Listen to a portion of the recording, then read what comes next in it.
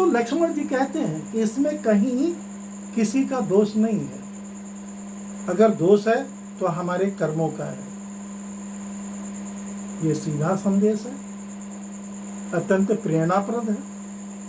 हम वैसे कर्मों को क्यों करेंगे? हम वैसे कर्मों को क्यों करेंगे कि सीबीआई और ईडी का छापा हमारे यहाँ पड़े, हमें न्यायालय में जाना पड़े, हमें कारागार में जाना पड़े? हम जानते हैं, ये भली भांति हम समझते हैं कि फला कार्य करना पाप है, अपराध है। कहीं पकड़े गए तो हमें दंड मिल सकता है। इस भौतिक दंड तो सामने दिखाई देता है कि मैं ये कर रहा हूं, इसकी सजा ये होगी। लेकिन आप कल्पना करें, आध्यात्मिक ईश्वरीय जो दंड मिलता है वह दिखाई नहीं देता, लेकिन होता बहुत कठोर है। आप इर्द गिर्द, आस पास, दूर दराज अपनी नजरें उठाकर देखो, आपको कहना पड़ता है कि किस जन्म का पाप था, मैंने कौन सा अपराध किया कि मुझे ये सजा मिल रही है। या आप स्वयं कहते हो, आसपास मोहल्ले के लोग कहते हैं कि ये बहुत भले थे, बहुत अच्छे थे, इनके साथ ऐसा नहीं होना चाहिए। आज गुह का जो परिवार है और समाज है यही कह रहा है, कैकेयी को ऐसा नहीं करना चाहिए। कैकेयी नरेश कैसे हैं जिन्होंने ऐसे कन्या का जन्म दिया? इतनी कुटिल है, इतनी कुटिलता पूर्ण कार्य। जहां हर्ष की बात है वहां उसमें विषाद बिछा दी, जहां अमृत की बात है उसमें जहर डाल दिया। कैसी माँ है, कैसी नारी है, कैसी औरत है। लेकिन लक्ष्मण जी ने क्या कहा? कर्मयोगी है ना, कर्म की प्रधानता तो वो देंगे। उन्होंने कहा कि नहीं, ऐसी कोई बात नहीं। भगवान स्वयं स्वीकार कर रहे हैं, माता जानकी स्वयं स्वीकार कर रही है कि प्रभु राम के वन गमन में कहीं किसी का कोई अपराध नहीं, कहीं किसी का दोष नहीं है। ये कर्मों का भोग है। काहू न को सुख दुख कर दाता, निज कृत कर्म भोग सब पाता। यहाँ कोई किसी को नहीं देता है, कोई किसी को नहीं लेता है। हाँ, कर्म के लिए तुम स्वतंत्र हो, अच्छे और बुरे कार्यों करने के लिए। तो हम बुरे कार्य क्यों करें?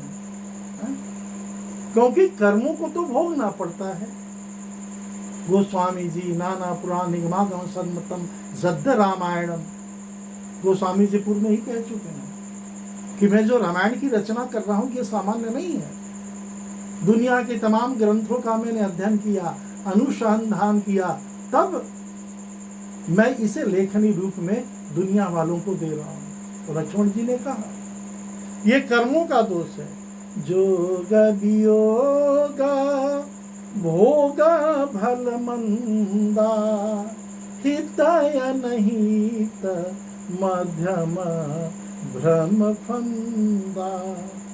जन्म मरनु जहाँ लगी जग जागु, संपत्ति विपत्ति कर्म और काल। संपत्ति का आना, संपत्ति का जाना, जन्म मृत्यु, 5 चीजें घर में निश्चित हो जाती है। आप कभी भी मंदिरों में जाते हो या अपने गुरु के चरणों का स्पर्श करते हो, शीतल जल से उसे धोते हो और उसका पान आप करते हो, जिसे आप चरणामृत कहते हो। भगवान का चरणामृत आपने पान किया, भगवान की स्नान कराई हुई जल, उनके चरणों को धोई हुई जल, आप जैसे ही उसे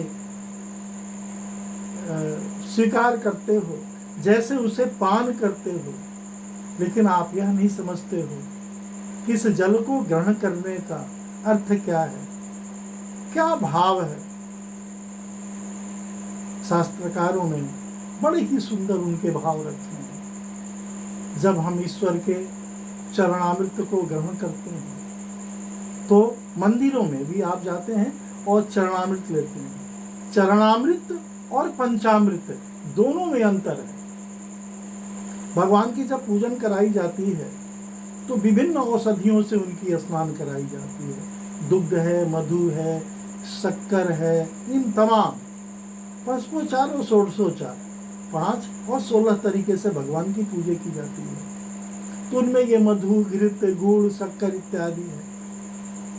तो जो पयो घृत मधु शर्करा युक्तम पंचामृतम, दूध, दही, घृत, मधु, शक्कर, इस 5 तत्वों से बनाई हुई जो वस्तु होती है उसे पंचामृत कहते हैं। और इस पंचामृत से जो अमृत के समान ही नहीं अमृत है, भगवान को स्नान कराया जाता है। लेकिन भगवान के चरणों को जो शीतल जल से या अपने अभिभावक और गुरु ईश्वर तुल्य की जब हम शीतल जल से उनके चरणों को पखारते हैं, धोते हैं और उस जल को जब हम पीते हैं तो क्या भाव होना चाहिए।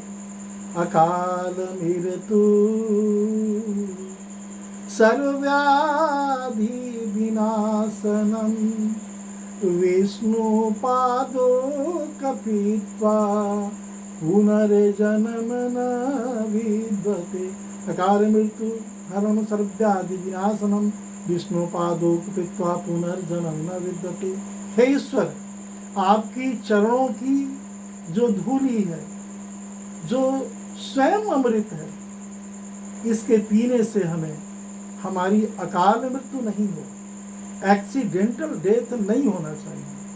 यह विनम्रतापूर्वक आग्रह कर से ये आपसे दया की भीख मांग रही है, दया का भीख मांग रहा है। सर्वव्याधि विनाशनान, व्याधि ग्रस्त नहीं होना चाहिए, क्योंकि आपकी चरणों की जो धूली है वो स्वयं अमृत है। और अमृत का जब हम पान करते हैं तो मुझे व्याधि मुक्त हो जाना चाहिए, कष्ट मुक्त होना चाहिए, रोग मुक्त होना चाहिए, आरोग्यता हमें होना चाहिए। आरोग्यता अगर नहीं होता तो प्रभु आपका नाम जप कैसे कर सकता, आपकी पूजन कैसे करता, आपकी नंदन अभिनंदन मैं कैसे कर पाऊंगा।